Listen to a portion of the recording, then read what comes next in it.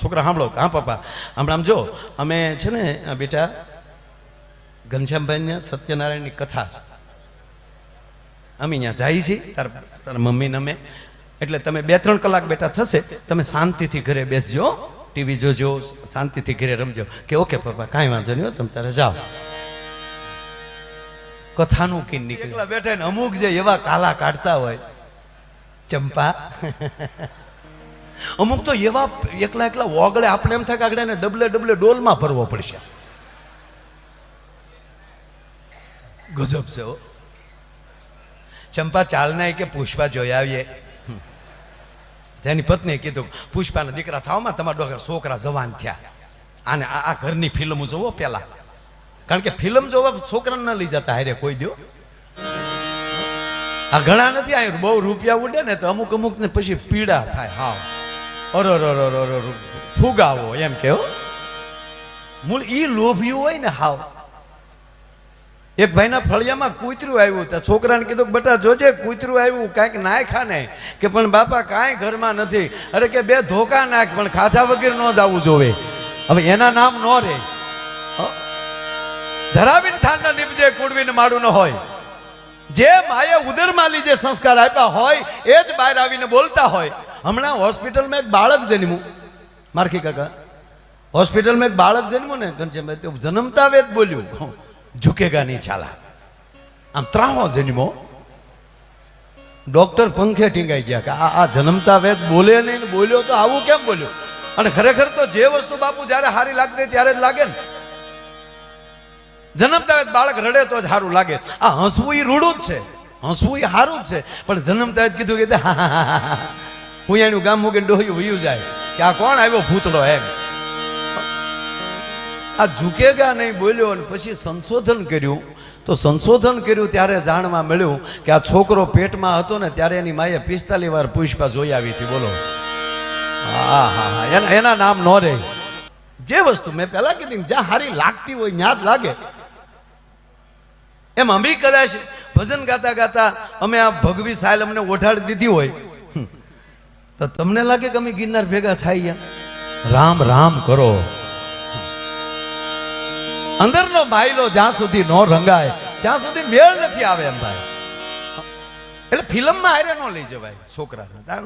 બોલાય કીધું કે હા એ સાચી વાત છે, છોકરાને આગળ સમજાવી દઉં. એટલે છોકરાઓને કીધું કે બેટા બાળકો છોકરા સાંભળો. હા પપ્પા હમણાં જો અમે છે ને બેટા ઘનશ્યામભાઈને સત્યનારાયણની કથા છે, અમે અહીંયા જઈએ છીએ તારા મમ્મીને અમે, એટલે તમે 2-3 કલાક બેટા થશે, તમે શાંતિથી ઘરે બેસજો, ટીવી જોજો, શાંતિથી ઘરે રમજો. કે ઓકે પપ્પા કાંઈ વાંધો નહીં, તમે તારે જાઓ. કથાનું કી નીકળ્યા. એ નીકળી ગયા ને પછી 2 ભાઈએ વાતો કરી કે મોટા ભાઈ કે હા બાપુજી 3 કલાક આવવાનું નથી ને. કે ના તો હાલ ને આપણે ફિલ્મ જોઈ આવીએ. ઇન્ટરવેલ પડ્યું ને જડ છું તો સામેની જ ખુરશીમાં ટપુરિયા બેઠેલા. એટલે છોકરા તમે તક અમે સત્યનારાયણનો શીરો ખાવા આવ્યા. બાપા છોકરા વારે ખોટું ન બોલાય. બાળક છે એ જીવતું જાગતું ઈશ્વર છે યાર, એની આગળ ખોટું ન બોલાય. એક છોકરાને સાહેબે એક વાડીમાં નાખ્યો. અમુક સાહેબ તો ઉપરથી મારવા જ આવ્યા. ગજબ છે. અમુક ને એવું અમુક માણસની પ્રકૃતિ જેવી હોય. એક છોકરાને એને બાપા મારતા હતા, થડાથડી ફટાફટી પાડો હી ઉલ્લી ને છોકરો એનો તળેલા નાખે. મૂકી ગયો બાપા માલચાજી. પાડો હી આવ્યા, હું કામ મારો દેવનો દીધેલો છે, રાંદલ તેડ્યા પછી પધાર્યો સા. મારે નહીં કે પણ શું કામ મારો? કે કાલ મારા દીકરાનું પરિણામ છે. પરિણામ કાલ છે ને આજ હું કામ મારો? તો કાલ હું બહાર ગામ જવાનો છું. બાપને કેટલો ભરોસો 2-3 માં ઉડ્યો જ હોય. એક છોકરાને પરિણામ હતું, એ પરિણામ લેવા ગયેલો. એટલે ઓફિસે પપ્પાને ખબર પડી કે આજ પરિણામ છે, એટલે હું ઘરે જાઉં તો એ છોકરો ઘરે આવી ગયેલો. હાથમાં માર્કશીટ લઈને માટા મારતો. હાથમાં માર્કશીટ તા તો બાપે ખેંચી લીધું. ઉતાવળ હતી ને, આંખમાં ક્રોધ હતો. જોયું તા ગુજરાતીમાં 35, વિજ્ઞાનમાં 37, ઇતિહાસમાં 48. સારું કહેવાય 48 તો આવ્યા. બાપુ 50% ની બહાર નહીં. અને બાપે 2 નાખ્યા. એટલી સ્કૂલની ફી, એટલી ટ્યુશનની ફી, તારા યુનિફોર્મનો ખર્ચો, તારી ગાડી લેવા જાય એનો ખર્ચો, અને 50% નો લાવ્યો પૂરો.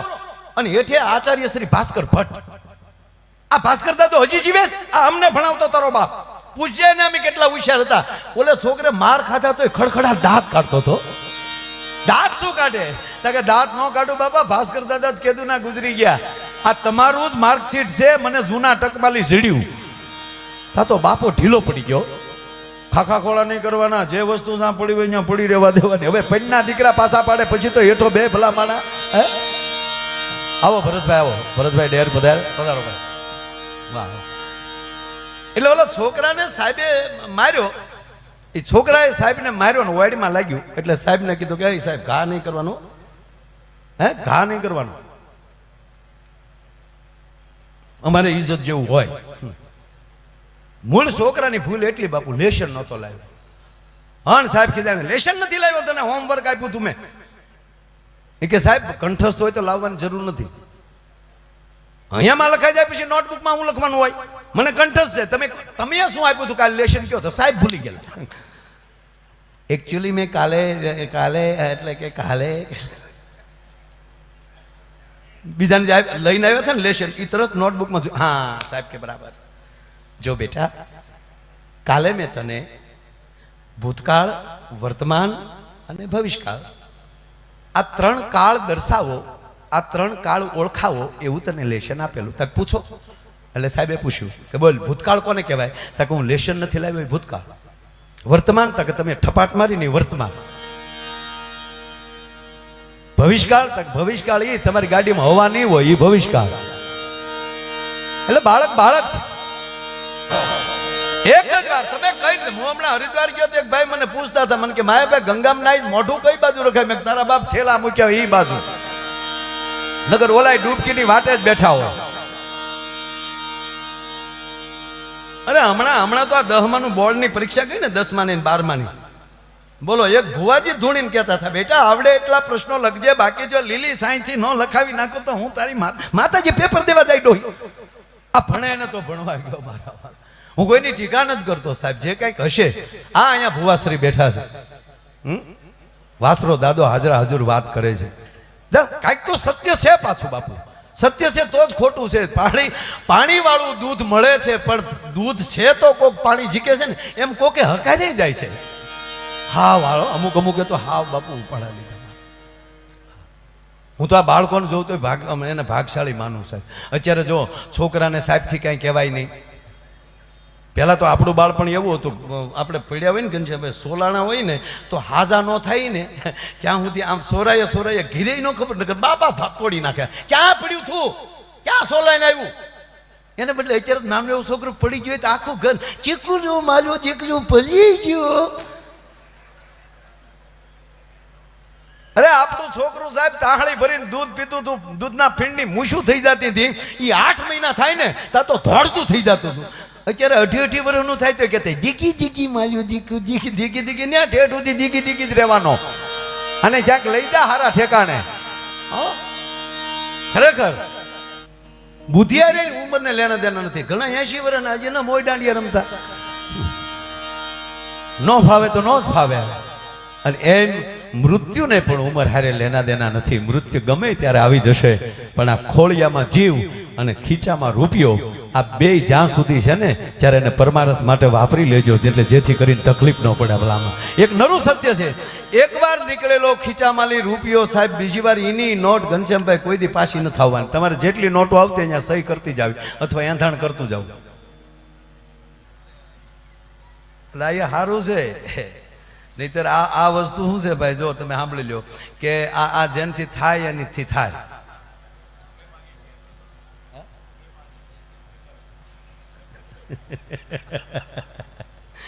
ના એ બધું ગોઠવાઈ જાય કીર્તિભાઈ. એમાં બાપુ આ કોરોના ગયો ને, કોરોના પહેલા મેં બહુ મફત પ્રોગ્રામ કર્યા.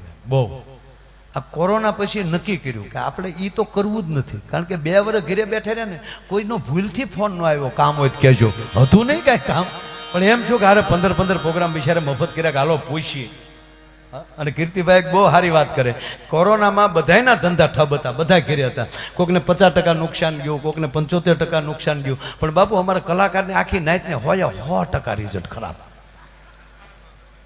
ઘરે બેઠા બેઠા જે દુહા ગાયા છે, ઓહો હો. અને પાછા શું કે ખબર, મિત્રો હમણાં હું ઓનલાઈન થવાનો છું, પહેલેલી લાઈનમાં રહ્યો તો ઓનલાઈન ન થવું પડે.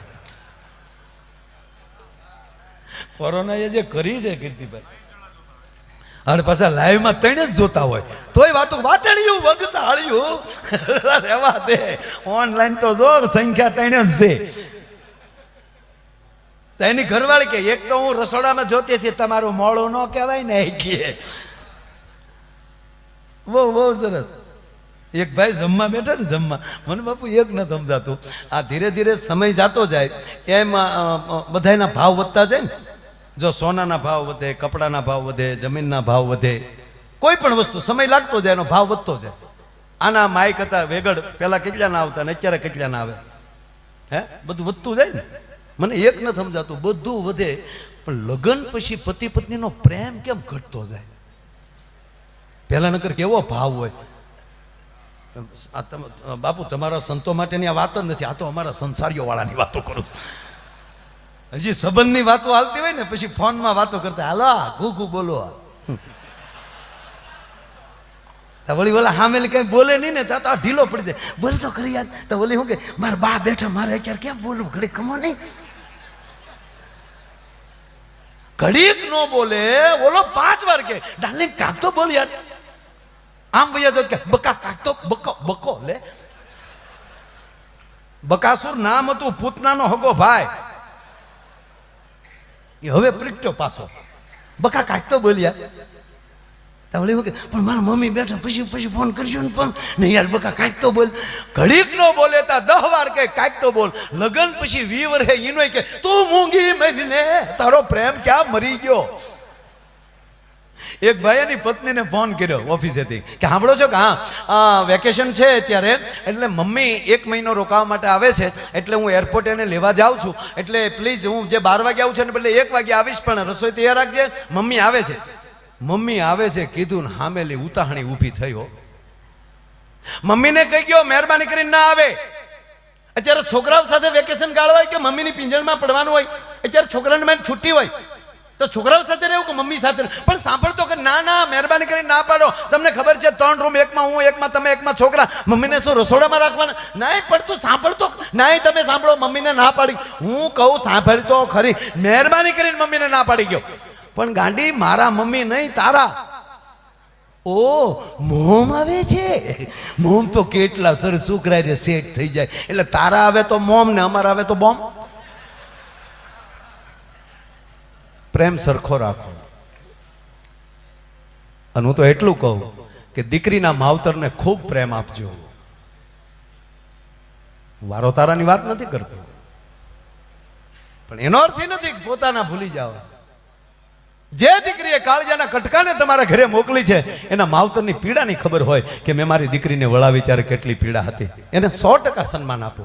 પણ અત્યારે તો જમાયો હારાને પપ્પા મળ્યા કેવા.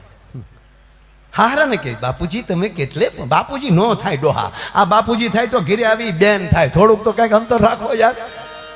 શું સમાજ સુધર્યો તો જાય છે ભલા માણા. કહેવાનો મારો અર્થ એ છે, ભાવથી જેટલું જીવાય એટલું જીવવું, મોજથી જીવાય એટલું જીવવું. અને હું તો એમ કહું કે આ મોબાઈલ ભલે કાઢ્યા, પણ મોબાઈલમાં જેણે કેમેરાનું સંશોધન કર્યું એનું તો બાપુ એક આ કેમેરો નો કાઢ્યો હોત ને મોબાઈલમાં ભેગો, આ ફોટાવાળાને કેમેરાવાળાની વેલ્યુ કાઢી નાખ્યા. જે હોય એના ખીધા મોબાઈલ ફળ દે, સેલ્ફી સેલ્ફી. પણ તારે ત્યાં નાખવા અમને ખરેખર આ સેલ્ફી, એમાં કેમેરો આવ્યો ને બહુ ધ્યાન રાખવું પડે. હાવ અને પાછા કે મિત્રો આ શખ્સને ઓળખો છો? જેટલું સારું છે એટલું જ નબળું છે, પણ જેટલું જે જગ્યાએ નબળું છે એમાં સંશોધન કરો તો એમાંય સારું છે. આ દુનિયામાં એક પણ વસ્તુ ખરાબ નથી. તમારી દ્રષ્ટિ સારી હોવી જોઈએ. આપણી દ્રષ્ટિ સારી બનશે ને. અને હું તો ઘણી વાર કહું કે મોબાઈલમાં એલફેલ વસ્તુ રાખતા જ નહીં. જે તમારા હૃદયને અટકીને રહી છે, તમારા બોડીને ટચ થઈને રહી છે, એની અંદર નબળી વસ્તુ ન રાખતા.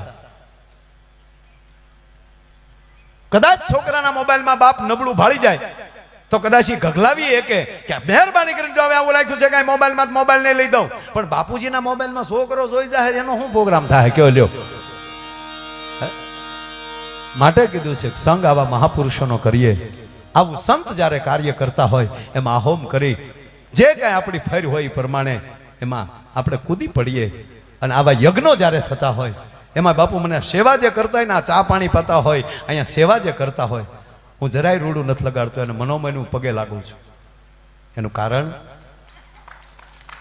ધર્મરાજ યુધિષ્ઠિરે ભગવાન કૃષ્ણ સામે પ્રસ્તાવના મૂકી કે નારાયણ મારે યજ્ઞ કરવો છે.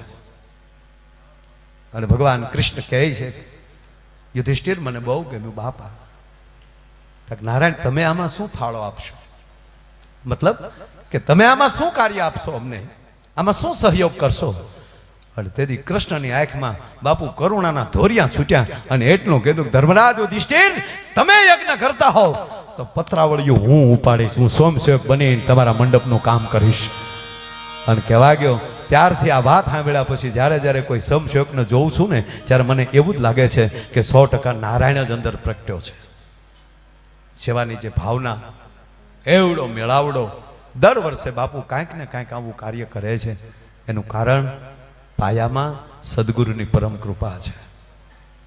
દેવીદાસ બાપુથી લઈ અમરમાંથી લઈ અને સેવાદાસ બાપુના હાલમાં કરસનદાસ બાપુ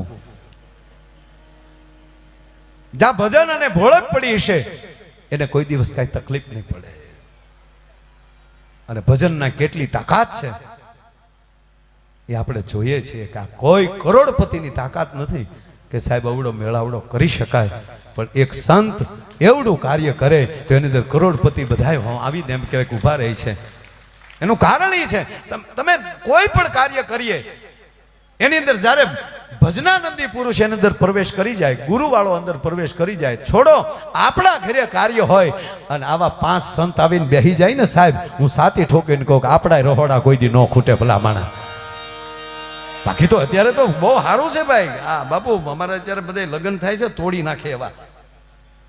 અત્યારે મેળો જોતા જોતા અમે અમરીશભાઈને આવતા હતા તો અમરીશભાઈને કહેતો હતો મેં કીધું આરું માંડ મેળા જામ્યા ને આપણે મોટા થઈ ગયા. આવા સગડોળ તો આપણા ભાગમાં નહીં ને ભાઈ. મરી ગયા લાકડાના સગડોળમાં બે એક જણો ફેરવતો હોય આપણા હાથમાં વળી હંહુડી હોય ટીરી ટીરી તો મેળા કર્યા છે બાબુ. શિવરાત્રી મેળામાં બહુ આવતો ને હું સાધુડા મારી વાહે ચા છે. અરે ચાલ ભાગ ऐसा करता है ये मजा કરી છે બાપુ. બસ આ મેળો છે. આ મેળામાં કંઈક મેળવવાનો મેળો છે. મેળામાં કંઈક મળતું હોય છે. પછી કોઈ રમકડું લઈને વયો જાય, કોઈ ઢીંગલી લઈને વયું જાય નાનું બાળક અને કહેવા ગયો કોઈ પ્રભુના નામનો પ્રસાદ આશીર્વાદ લઈને આ મેળામાં લઈ નીકળી જતા હોય છે. આપણે શું મેળવવું એ આપણા હાથની વાત છે. અને આવો રૂડો જ્યારે મેળો છે અને ભાવથી બધા આપ જ્યારે બેઠા છો અને જ્યાં જો જેટલું માણા બાપુ મંડપમાં બેઠો એનાથી 4 ગણું મેળામાં મોજ કરે છે. ઘમઘમાટી મેળો બોલે છે. બસ આ માનવીનો મેળો છે અને ભાવથી આની અંદર જેટલો આપણે આનંદ કરાય એટલો કરીએ. વધારે સમય ન લેતા હજી આ બધાય કેટલા બધાય ભાવથી જે બેઠા કારણ કે અમને સાંભળવાની આ મેળામાં હું ગમે ત્યારે મેળામાં આવું ન કરવું. તમને એમ લાગે કે હું કાંઈ નો પ્રોગ્રામ કરતો એમ? એકલો 5-5 કલાક 6-6 વન મેન કરીએ જ છીએ. પણ અહીંથી અમારે પણ કાંઈક આશીર્વાદ લેવા હોય, અમારે પણ કાંઈક સાંભળવું હોય તો આગળનો દોર પાછો દેવદાનભાઈ ગઢવીને સોંપું છું. એ બધાય દિવસ સંચાલન કરી રહ્યા છે. તાળીના ગળાથી વધાવ્યા ભાઈ શ્રી દેવદાનભાઈ ગઢવી એ આખા કાર્યક્રમનું સંચાલન કરી રહ્યા છે. તો દેવદાનભાઈને વિનંતી કરું આગળનો દોર સંભાળે ભાઈ શ્રી દેવદાનભાઈ ગઢવી. અસ્તુ સંત દેવીદાસ.